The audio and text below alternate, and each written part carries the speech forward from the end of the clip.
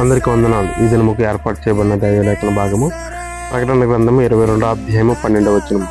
ఇదిగో త్వరగా వచ్చుచున్నాను, వాని క్రియలు చొప్పున ప్రతి వానికి ఇచ్చుటకు నేను సిద్ధపరిచిన జీతము నా యొద్ద ఉన్నది.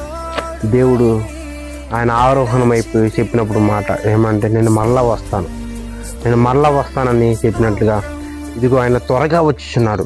ఎప్పుడు వస్తాడో తెలియదు, కానీ ఖచ్చితంగా కొన్ని సూచనలు మాత్రం దేవుడు చెప్పి వెళ్ళిపోయాడు.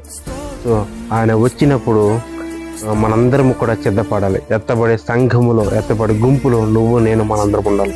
సో ఆయన వచ్చినప్పుడు నువ్వు ఎత్తబడకపోతే నువ్వు ఈ లోకంలో విడబడతావు. సో దేవుడు వచ్చినప్పుడు వాని క్రియలు చెప్పిన ప్రతి వానికి జీతము ఉన్నది అని దేవుని లేఖన భాగం చదివించింది. సో నువ్వు జీతాన్ని సంపాదించుకుని దేవుని యొక్క కృపను పొందుకో. అటువంటి కృప పరిశుద్ధాత్మ దేవుడు మా అందరికి తోడు నడిపించి దీవించి ఆచరించును గాక. ఆమేన్.